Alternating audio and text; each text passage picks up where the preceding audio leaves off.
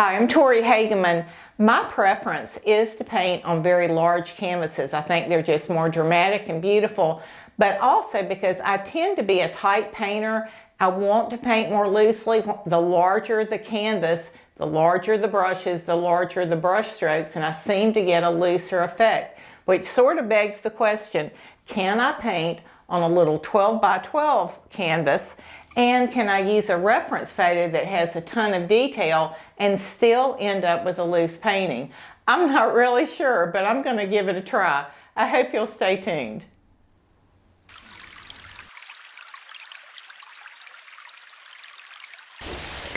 So one of the key decisions that you're going to have to make is the brushes that you're going to use. And if you like doing very detailed paintings, there's nothing at all wrong with that.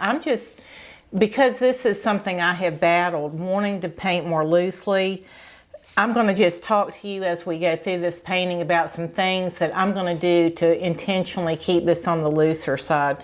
So this would be what people would tend to want to pick up, to paint these little fine lines and get the little bricks in and do everything very finely. And if that's the style you're after, that's fine.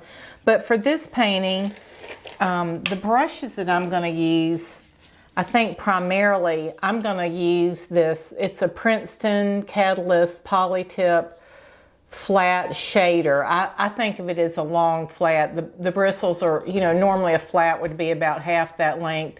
This has the nicest bounce to it. It leaves beautiful marks, nice big expressive marks. So that's going to be my primary brush. When I get down into little areas where I need to use a corner to put in a leaf, I'm probably going to use this little flat brush. For all these little angles of lines, I think rather than using a little bitty brush, I'm going to use this big angled brush, and I should be able to get a fairly fine line with this, but still keeping this loose. The next big decision I'm making is about the color palette. And as I'm looking at this photograph, I'm looking at the color of the bench, which I absolutely love. And I noticed, to me, that's kind of like a French blue, gray, green color. When you look at the petals of the roses above it, they also have that blue tendency to them.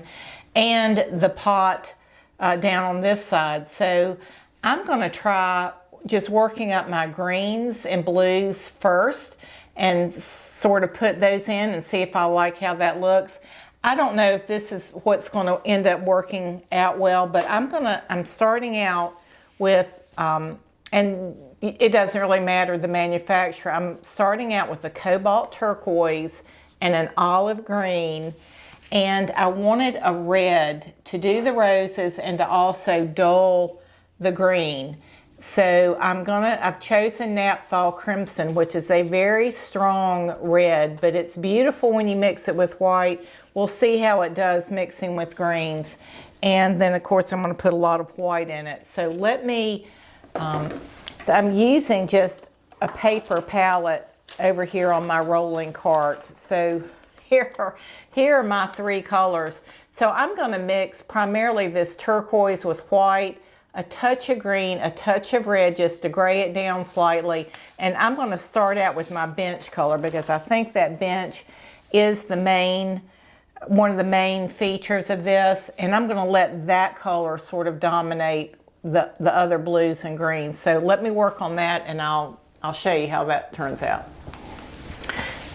Okay, here I just took the turquoise and white and the tiniest touch of that green. I didn't put any red in it, and I came up with this kind of soft greeny turquoise. I think it's beautiful. I put a little bit on the bench just to see how that's reading, and I love that. So I'm going to try putting that in first of all. I forgot to get my jug of water. I'm going to have to go do that. But let me just put a little bit of that color in so you can see it. And there are different ways that I start paintings. My main plan with this one was to paint from back to front, get in the background and keep putting the layers on top, and I think I'll still do that. But because this color was going to be used throughout, I felt it was important to go ahead. Wow, look at that. I think that is absolutely beautiful. That is saying what I wanted it to say. Now in the bench, if you'll notice, there are a lot of shadows from the leaves on it. I'm going to go ahead and just get the basic bench color in, and then I'll worry about working out a shadow or a little highlight.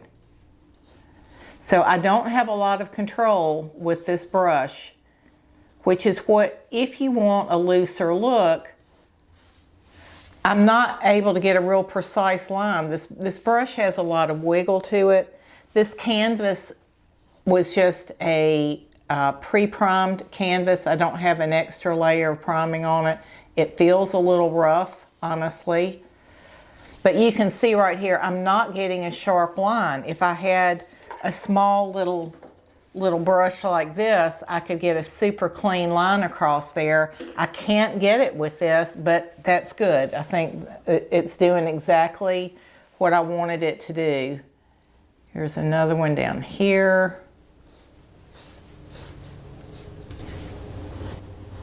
And you'll notice I'm just doing these in a few strokes. I'm not overthinking it.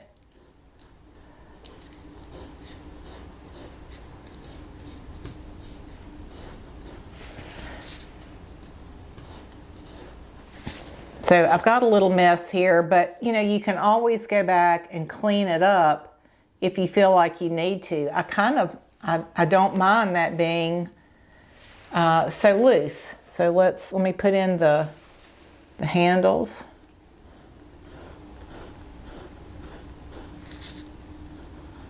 So this has a real precise little curve to it. I can't really get that with this brush. One thing I'm noticing is I'm having to get a fair amount of paint on here. There's a lot of drag to this canvas.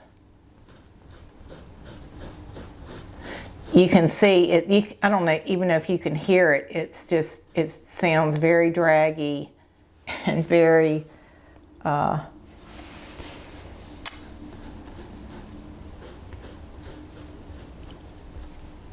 it's not flowing. And what I may need to do, isn't that a beautiful color though? What I may need to do is I've got to get up and get some water. I didn't get my bucket of water. I might try using a little acrylic flow, which is a little additive. It's sort of like using medium with oil paint. It just makes the paint flow a little easier. I think I'm gonna stop. Let me try a little flow with this, see if that helps, and I'll be right back. So here's the flow improver that I'm using. It's made by Winsor & Newton. I'm sure different companies make it. This is the only one that I've ever used, so I can't really speak to other brands, but it doesn't affect the color. I poured out too much. I just put some in a cup, but this is as thin as water, so don't just pour it out on your palette because it's really going to run. So let me dip my brush in this flow improver and let's see if that makes a difference. Wow, yes, that flows on more like oil paint. Yep, that's great. That's great. That's just something I don't ever use, but wow, I can really see a difference with it. You know, sometimes it's the particular canvas you're using, and I've bought canvases from the same manufacturer, and sometimes they do great, and other times they're a little problematic. Wow.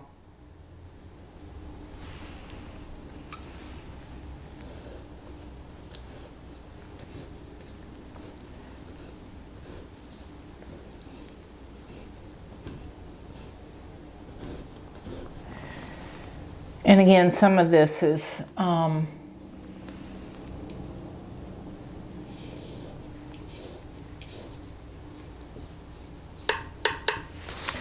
some of this is in light and some of it's in shadow. I'm going to go ahead and do just a little second coat across here where it was dragging so badly. Wow, that helped so much. I'm going to use that same mixture and I'm going to add just a little bit more of our green. So I'm using the same color that I used here. I'm adding the tiniest bit of our olive green to it. And I'm just going to kind of block in some and see, wow, I think that's beautiful.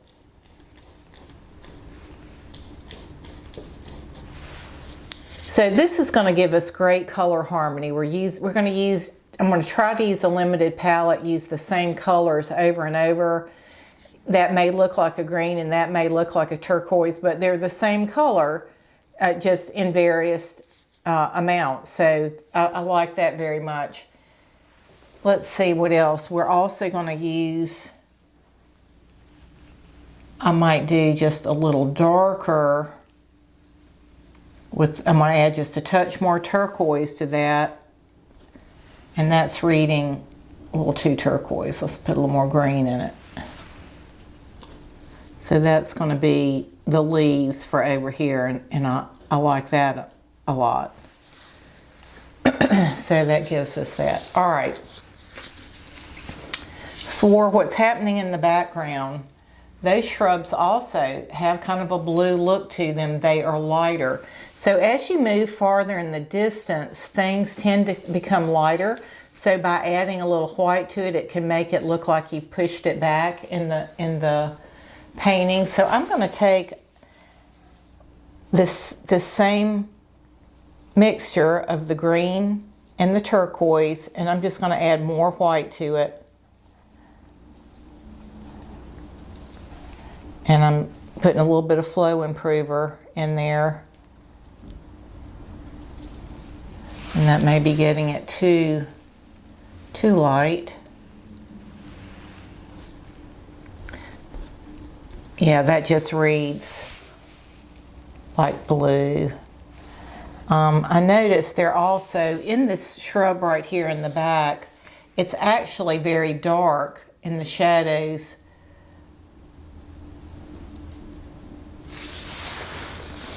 With the lighter on top. So I'm going to add to our mix, sorry I had to brush my mouth, Sap Green Permanent. And I'm going to use that for the base.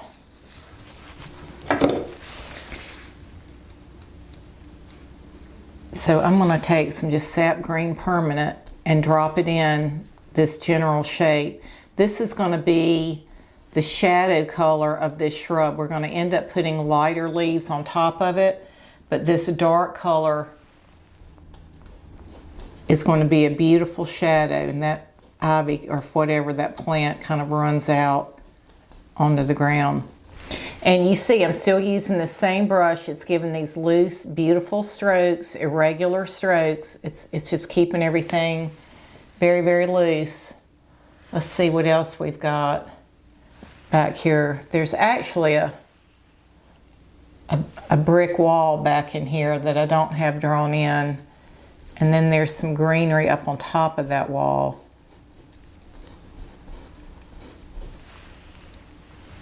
I'm going to just go ahead and carry that across, even though it's not quite that way in the photograph. This is when you have to just decide if things are reading right. All right, so let me go ahead and get this arch in. So we're having the same situation here with the arch. There is the darker shadow, which I'm going to use the sap green and turquoise. Let's see what that looks like. Oh, that's pretty. And that's going to be our base, our shadow.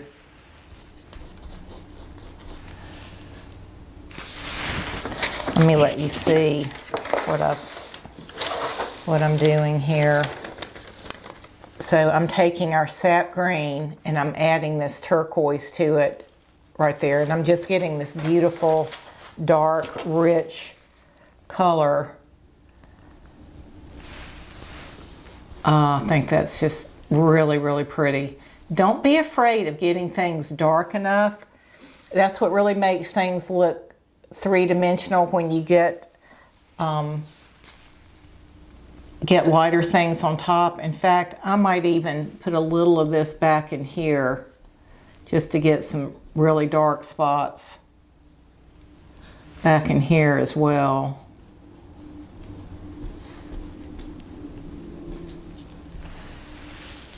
Gosh, that's pretty.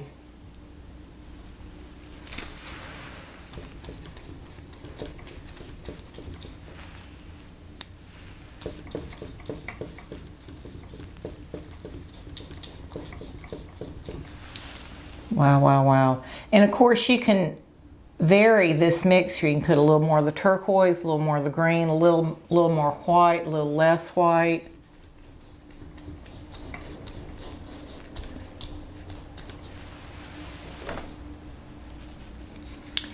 In the picture, you really see a lot of the rail at the top and this greenery stops short. I don't really like that. I think it would look prettier to have the greenery cover that. So I think I'm going to just bring this down a little bit, but keep it obvious that there's a strong arch there, because I think the arch adds a lot to the picture and it's going to make that gate make sense.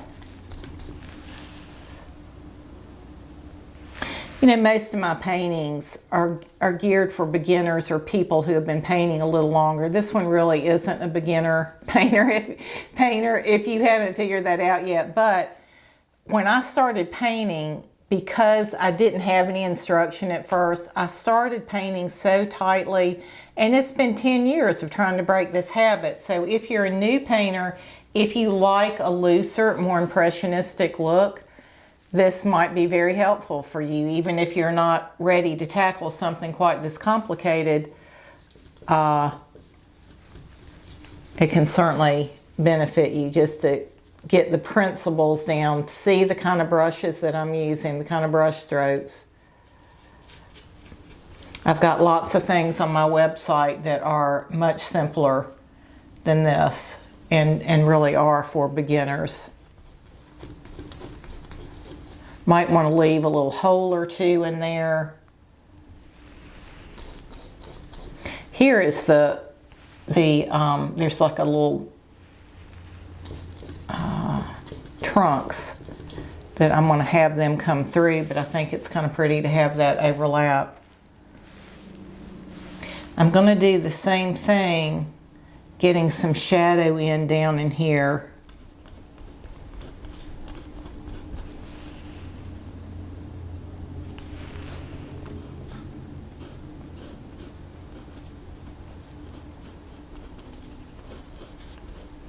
Again, I'm using the same brush, and when I have a little tighter space, I turn it and use it on its edge, and then I'm also using it full face. So try to get a variety of brush strokes. And you want to be careful not to do repetitive marks. You want to keep things as organic looking as possible. So let's see, we've got some of the same foliage over here. Kind of hit and miss.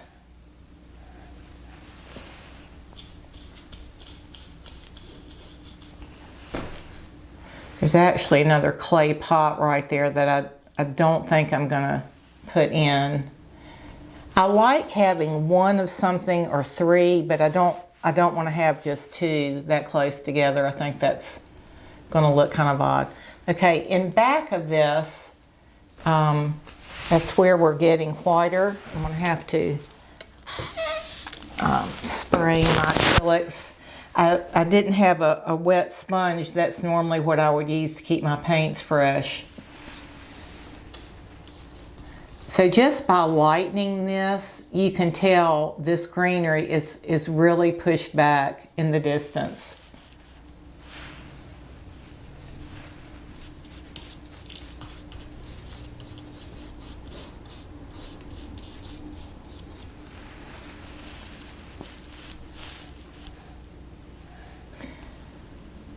I'm also going to add some yellow, like a cad yellow medium to our palette. We've got some greens that are more in the yellow green family. Let me find that. So here's what I'm adding. Just a cad yellow medium. This is a Liquitex. I really like heavy body paints. That is definitely my preference. I've tried the light body, the liquid, and the ones that are just super thin. I just don't really care for them. I don't think they give good coverage.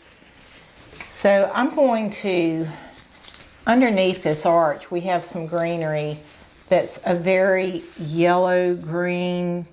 It's kind of pale. So I'm just mixing my yellow and my green, and I'm going to put some white in it. I didn't wash my brush off. I don't mind it having a little of that turquoise still in there, but I'm just going to kind of block this in. I think that's pretty.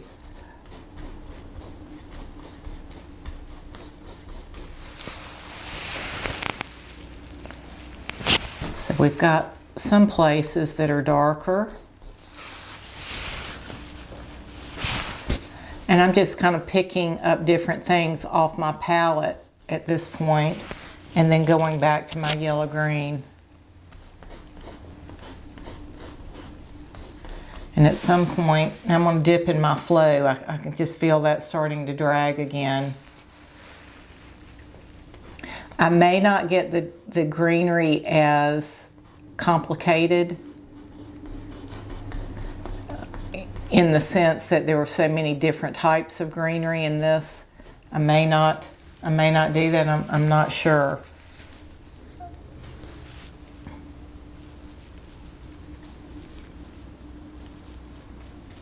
Here I'm just adding a little bit more white.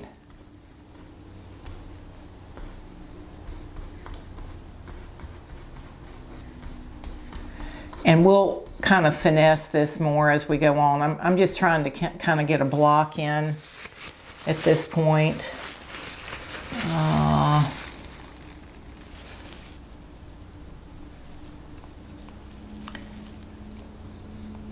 I'm gonna just add in a little bit more of our just pure olive green. I think that's just such a beautiful color. I stumbled across this. I was in a discount store. It's a Lucas paint, which I think is the same as Jerry's Artorama. But I picked that up in that store. It's not a heavy body paint, but I use this all the time. That's what this paint is. It's just a beautiful kind of medium, natural looking green. It's not so vibrant that it looks artificial. I usually don't add red to it to tone it down because it just kind of tones on its own. I'm deviating from the photograph a little bit at this point. I'm kind of making some things up, but I've still got this nice variety of greens, and you get the feeling that things are close up and things are in the back. So in the photograph, this is a rose bush that goes way up. I'm not sure I'm going to do that. I might just do something low. So I'm going to go ahead and fill in this background.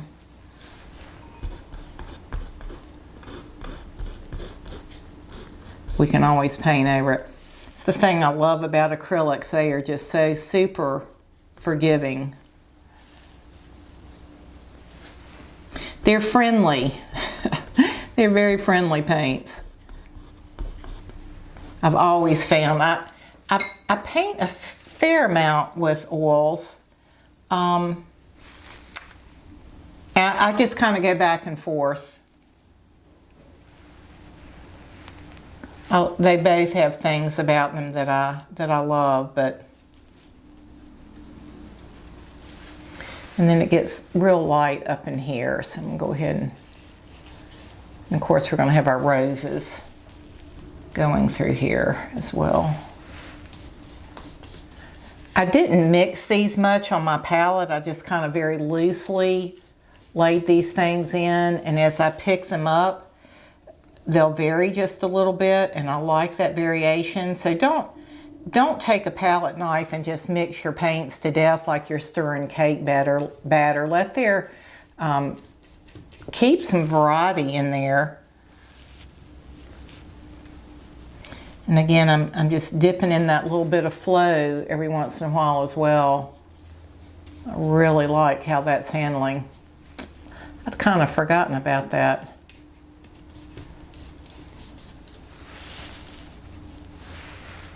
A friend of mine I'd taken one of her courses years ago, but Nancy Medina, she took a course of hers and she uses half of that flow and half of some other medium. I can't remember what it is, but that's why I have one part written on that. But she has a mixture that she always uses. I usually don't use anything with my acrylic paints to improve the flow, but gosh, this has been a very pleasant.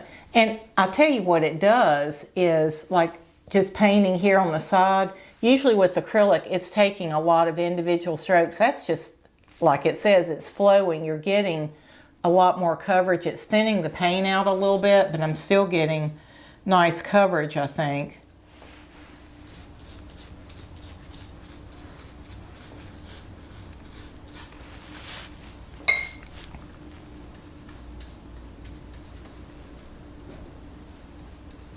I'm probably not gonna talk through this whole painting, but just, and I'll put some music on.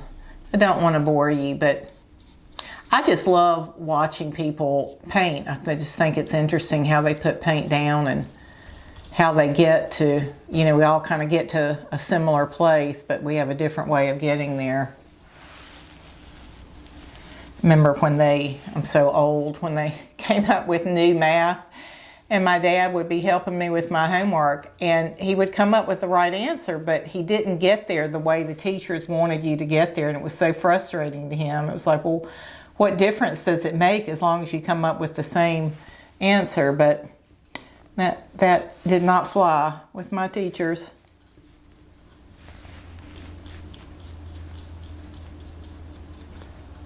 I'd love to hear in the comments if you're where you are in your painting journey, if you're fairly new or if you've been painting for a long time. And I am very open to suggestions. I certainly don't pretend to have all this figured out yet. I might try putting in the gate, the outline, just to kind of give me a little roadmap. I can always go back in and reestablish it, which I'm sure I probably will have to do. It's kind of an iron gate, but it has the dark blue.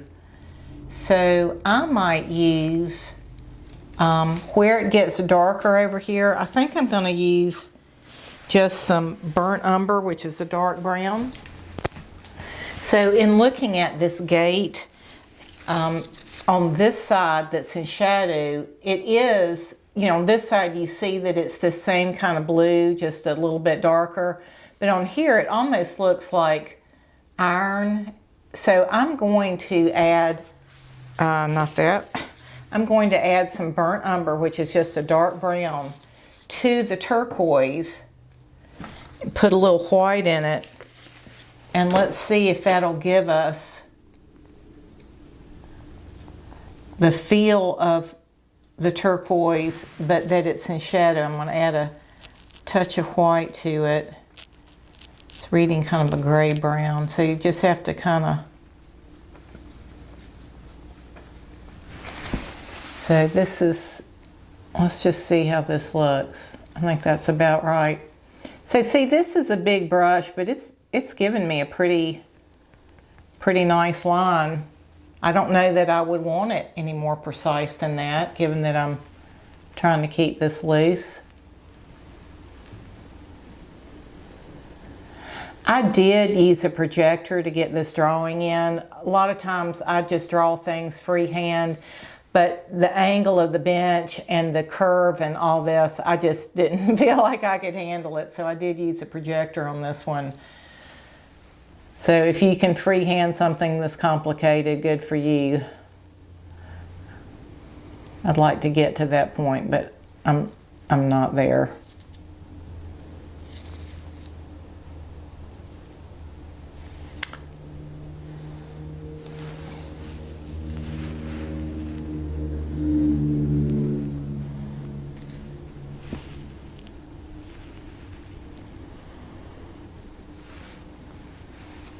Let's see.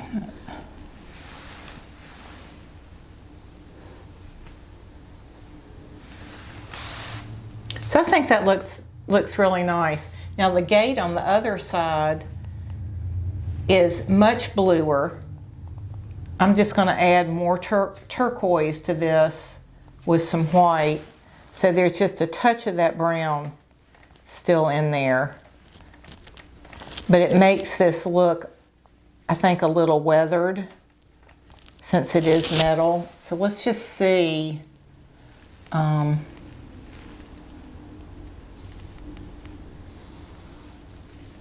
Yeah, so you still get the feeling that it's, oops, my hump isn't right there. I'm gonna have to redo that.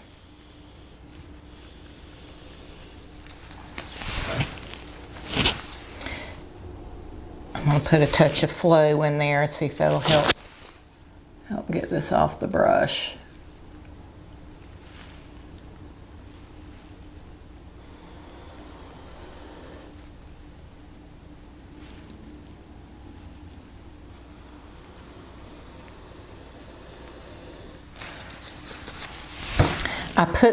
I drew this in pencil, and the only problem with the pencil is it does kind of smear. Sometimes I'll put things in a light chalk, but I find that it's hard for you to see it on the screen.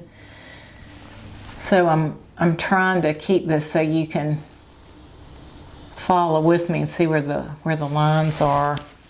I'm going to have to go back over this, but just kind of getting this in quickly.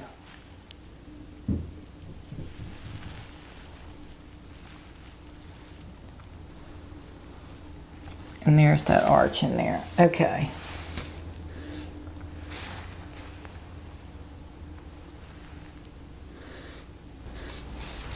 I decided to move back over to my desk and see if I could get a little bit better filming angle for you. So I wanted to show you what I'm doing about the brick. You know, I was using the Naphthol red, I believe, and I've just mixed, I've taken the Naphthol red with yellow and made a coral. Here I've added some raw sienna to it and made this kind of brick color. Here I've added some brown to it. Here I've added a little more white and a little more of the raw sienna. So again, I'm just using a few colors. I'm just tweaking them here and there to come up with some natural colors for the brick, for the rock, for the terracotta. And we'll just see how those do. I brought my little cup of flow extender over here again.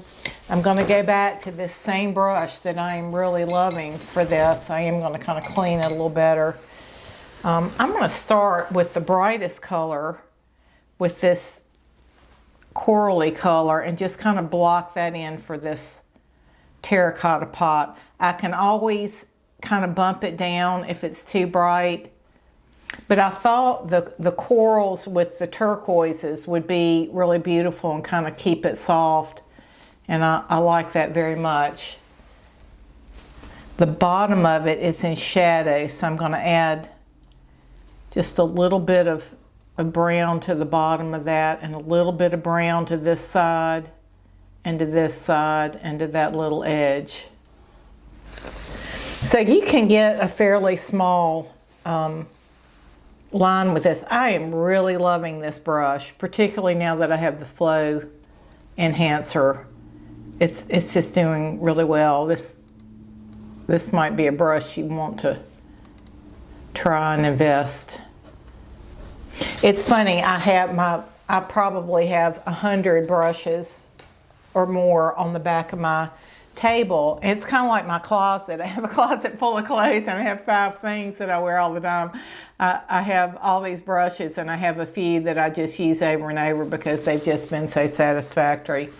So I'm going to use this similar color in a little bit of the stones, but I don't want it to look like terracotta. So I'm going to take that same terracotta color, I'm going to add a lot of white to it. And I'm just going to put in a block or two here or there. You can see where I'm picking up a little bit of that pencil mark. I'm going to add a little of the raw sienna, which is like a light khaki color, to our terracotta. And then I'm going to add a lot of white to it. Let's see. That's nice. So you're still getting this terracotta. You're going to have really nice color harmony with these stones, but you're going to have some variety and it's not going to be too brighter. So I'm just going to use that same color here and there. I'm going to keep this really loose.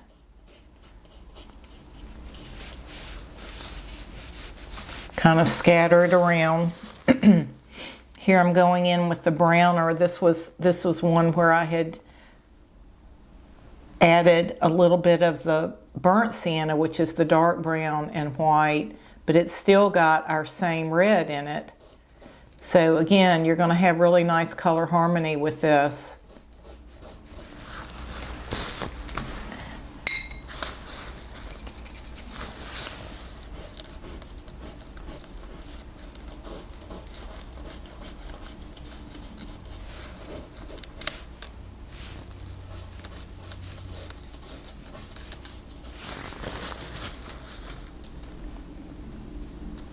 Just varying these colors a little bit. I don't want the stone to look like the brick wall, so I'm trying to keep it a little lighter, a little grayer. I might even put it just a tiny little corner of my brush into the turquoise and add it to this lightest beige. Let's just see if I can get a little bit of a gray. That's kind of pretty. So again, let me try that, add a little bit more. If a little bit's good, maybe a little more is better. Let's try that. That's very pretty.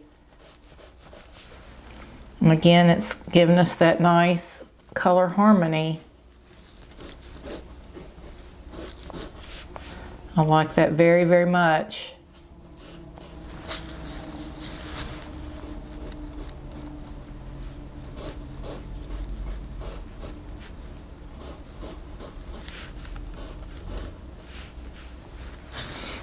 Wow.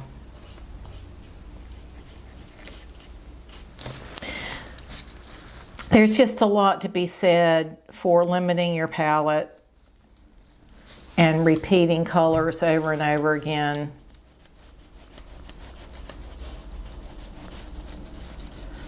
And I love how soft this is. I like the pencil line is reading very nicely, I think.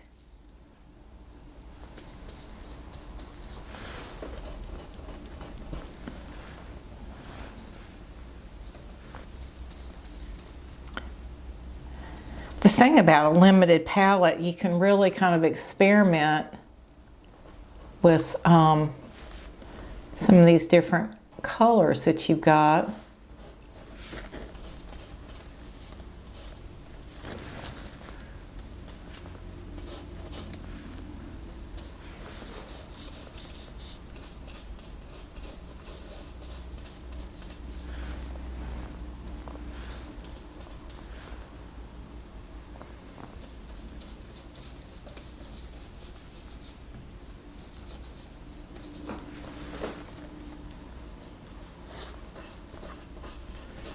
It gets a little dark. I put a little more of the turquoise in there.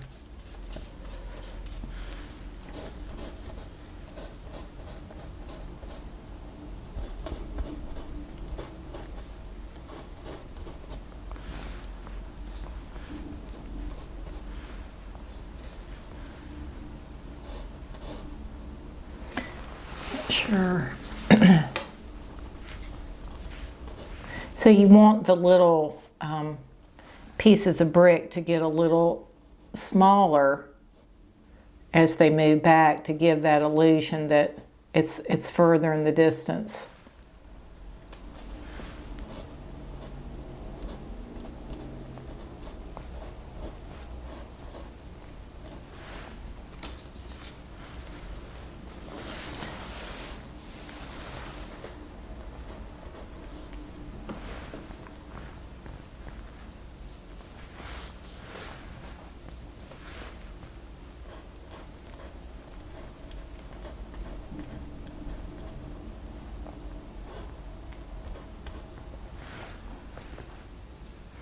And just adding white to something is a good way to get a whole nother color as well.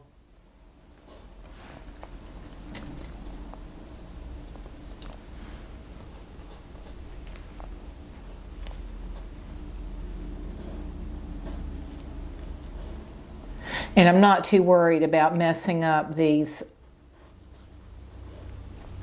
where the gate is. I can always go back over that and touch it up again if I need to.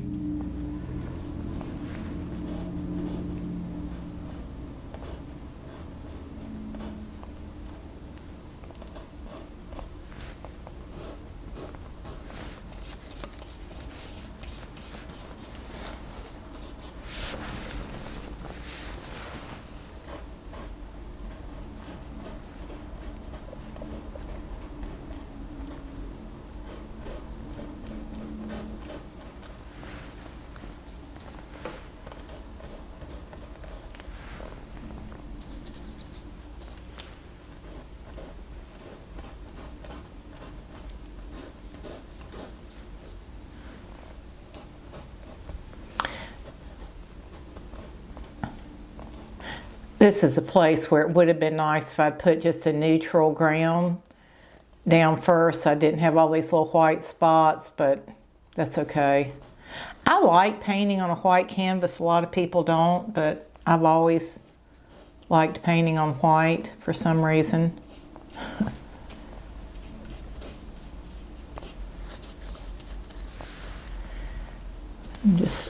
I'm actually going over what's there with a little bit of the coral, just kind of getting that color back in. And it's very dark up under here in the shadow.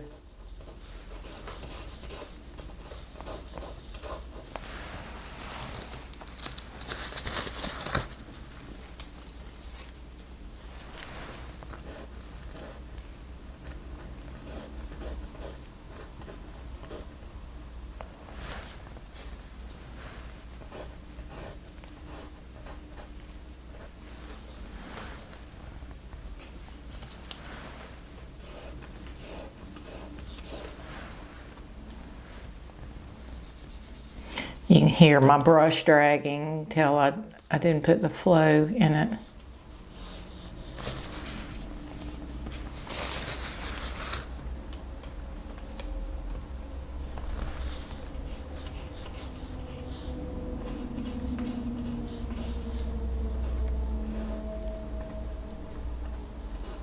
Oops, darn. Well, that's a place I just have to go back and kind of touch up a little bit.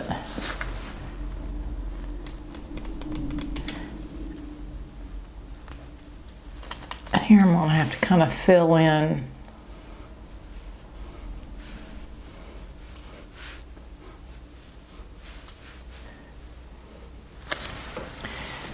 All right, I think it's time to try these bricks. Again, I'm going to just vary these colors. And keep in mind, this side is in shadow, this side of the brick is in light, so we're going to have a much brighter color palette.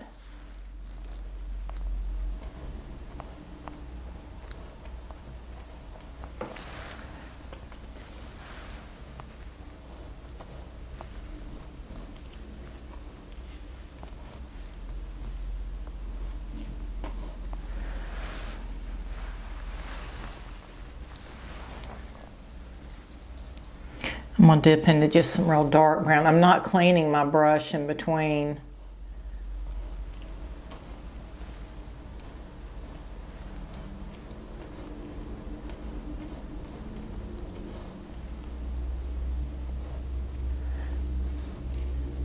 So I'm not trying to paint every brick, but I am just trying to get that illusion that this is a brick wall.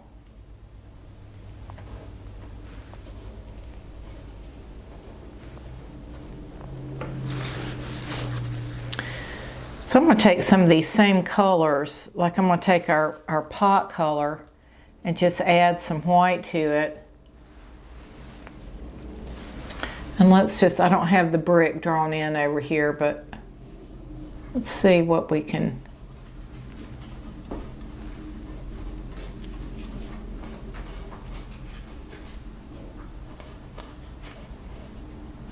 We do want them to look a little staggered.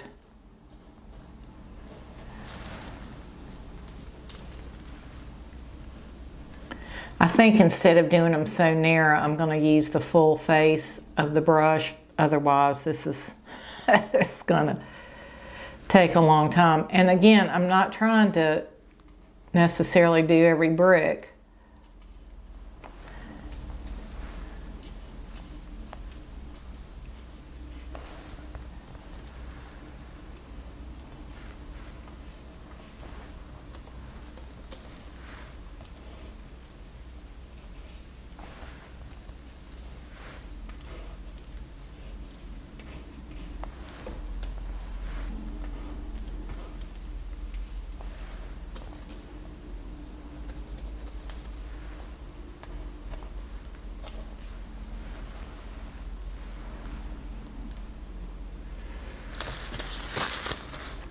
I'm going to get back from this and see how it's looking. So I was having such trouble getting these little bricks in. It finally occurred to me it would be a lot easier just to paint a solid kind of neutral in the background and then go over that with some little brush marks for the brick. I wish I had done that throughout the whole painting, but I didn't. But I'm doing it now. It's just too hard getting all these little white spots covered up. So I'm going to just do all this solid, then take some varied strokes and just put them in and mix it up that way. So I don't want to bore you with all this, but just that would be a much easier way to do brick than the way I'm doing it, particularly since I am trying to keep it loose. And that way I can just put in a few spots here and there and you'll know that it's brick. So sorry I didn't think of that sooner, for both our sakes. Because I painted these two walls in different styles, they were looking very different. So I'm just taking a wash of one of these kind of medium colors. I have it real thin with that flow, and I'm just lightly brushing over this. So again, you'll get this feeling that there's some texture back there, but you're not going to see the individual bricks. And that's just how I chose to handle that. I think this is still going to need a little work over here, but overall I'm pretty pleased with that. I wish I'd done them the same way, but I didn't. So I might go over and define this a little bit more, and I'll have to paint the gate again. And I'm pretty pleased with the stone. It's almost like a wash of color. It's just the first layer, but I like that it's kind of faded out. So I may move around to some other areas of the painting, come back to this and see if I want to do another coat, but that's where I am. So one of the things that I like to do in the middle of a painting is just stop and take a look at it. Am I happy with where it's going? And honestly, I'm not over the moon about this painting. In fact, usually when I'm really excited about a painting, I can't wait to finish it. If I don't finish it the first day, I can't wait to get back to it the next day. And this is like day 5, and I've been just putting this off, I think, because I'm just not excited about it. So in the old days, I used to just ditch a painting and move on to something else if I felt like it wasn't working or it wasn't making my heart jump. But now I try to learn from it. I want to, number one, fix it. But even if it's not fixable, if it was so bad that nothing could be done, and that's seldom the truth, I want to learn from it. I have a lot of time and I have materials invested in this, so I don't want to lose that opportunity. So one of the things that I like to do is go back and look at my original photograph and look at, why did I choose this photograph as a reference to begin with? What about it really drew me? A lot of times it's the lights and the shadows, or there's a color in it, or there's something unusual about the composition. And often I will find when I look at my painting that that thing that attracted me the most has sort of disappeared, and it's not translated into the painting. So that's one thing. I was really taken with the lights and shadows in this painting, and I feel like I've lost that. This area of the painting, this column, was much more shadowed than this, and while there is a difference in color, It just looks like different colored brick to me. It doesn't look like this is in deep shadow and this is in sunlight necessarily. The other thing was this bench. In the photograph, it's this light kind of French blue with a touch of turquoise in it. This just reads very turquoise to me. I can't seem to get it light enough. And in the photograph, the dappled light on it is very noticeable. I put lighter and darker here, but it's not that noticeable. It just looks kind of boring. It isn't popping like it popped in the photograph. So I'm going to do this bench one more time. I've painted it several times, tweaking the color, and it still is not what I want. This pot, I don't like the shape of it. I might make it more of a square pot. I feel like it needs a shadow somewhere on the stone. Even though the back side is darker than the front, it's just kind of a flat looking boring pot to me, and it's kind of a featured area. I have not put the flowers in up here. I'm kind of saving that to last. The other thing, there are two other things that are bothering me. So this stone goes all the way back to here, and this is a walkway going back here, but to me this looks like it's sticking up. It doesn't look like it's going back into the distance, so I'm going to have to either make those stones much smaller so you get the right perspective. I've also considered just putting them in shadow so it looks like a wall that's back there that's in shadow. I haven't quite decided on that. This area, to me, I think it's pretty, but I still have about the same number of darks and lights to where it's evened out, to where it's just kind of a middle value. I don't see these strong highlights and strong darks. I've kind of lost that. So I'm going to reinforce some super light places and maybe darken some others. And then I need to go in and put the highlights on top of this. So that's where I am.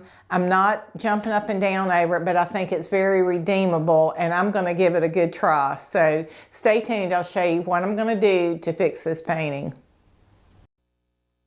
I wanted to show you that I painted the roses in, and I just didn't like them. I felt like they looked too chocolate box, if you know what I mean.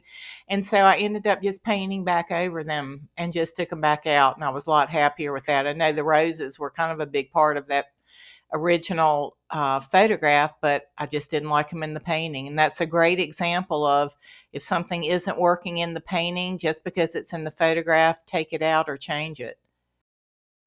Something else that I noticed that was in the photograph that was lacking in the painting is the sunlight streaming through that gate, and some of the stones were much lighter than the others, and I just hadn't noticed that.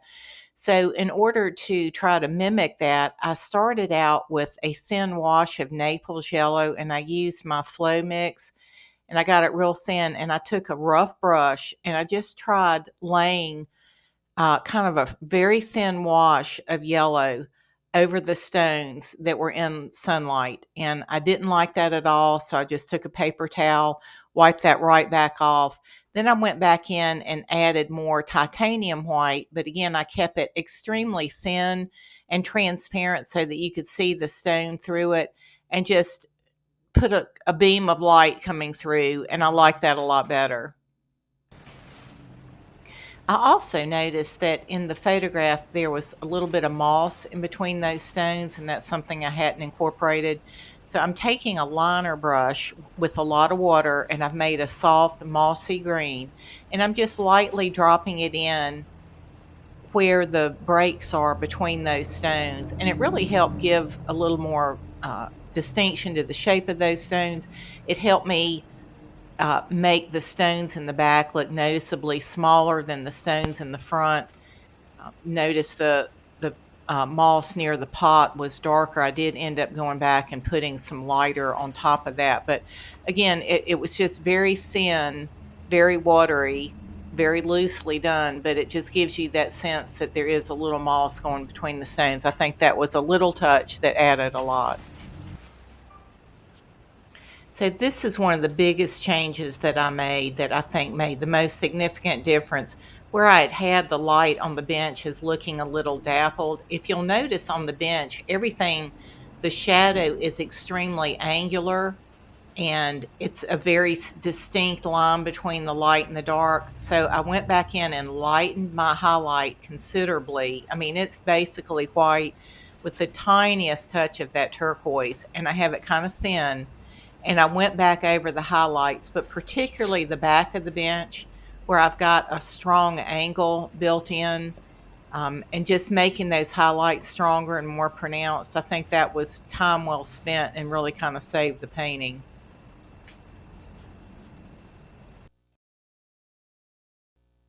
Here I'm reworking that pot a little bit and getting that upper lip a little lighter. I didn't like how it kind of got more narrow at the base, and I squared it up a little bit. You'll notice on the pot there is that white sort of, I call it mildewy, moldy looking white that ends up on terracotta. I added some of that, just getting a little more color and variety into that pot, getting the shadow at the bottom a little better defined, and getting a more distinct shadow on the stone right at the bottom edge of that. So I just kind of played with that a little bit until I was satisfied, and I think it made that pot a lot more interesting. Here I'm taking a round brush and I'm just going back over those. Since I'm not having the roses, I felt like that could have a little more interest. So I'm just adding some highlighted leaves. I'm turning my brush. I'm getting leaves in different directions. And I think that always makes a difference when you have multiple values. I found myself feeling a little guilty that I didn't have any flowers in this scene. After all, it is kind of a garden scene since I'd taken the roses out. So first I tried just putting in some dotty little flowers in the back, kind of a creamy yellow. And I just didn't think it added much to the painting. So I wiped it off, and then I went back into my Naphthol Crimson, which is the red that I've used a little bit of that in the painting, and mixing a little white here and there. And instead of individual dotty little flowers, I made it more like plants that were growing from the ground and going up. And I was a lot more satisfied with that. And it didn't make much of a statement, but it did help pull your eye back a little bit and gave you the sense that there was a garden in the back. So that took care of my guilt about annihilating the roses.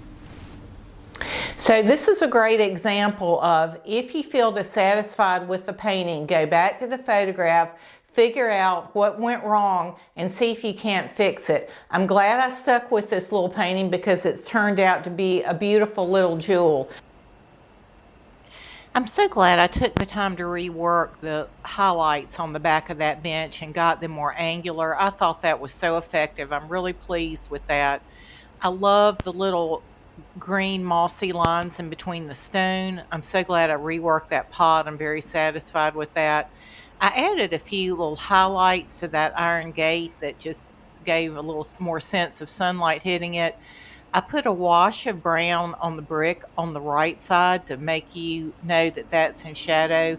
And I uplighted that center, adding more whites and yellows to the background, just letting you feel that highlight.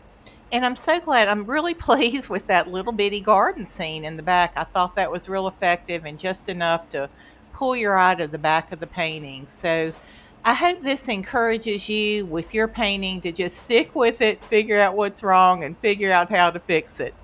Hey, if this video has been helpful to you, I sure would appreciate a thumbs up. And if you'll hit subscribe, you'll be sure not to miss the next free video that's coming out soon. I'd love for you to check out my website where I have a lot of real-time tutorials and courses on clouds, on still lifes, on landscapes, florals, lots of different things there. I've got a link in the description box below. Thanks for watching. I don't take your time lightly. God bless.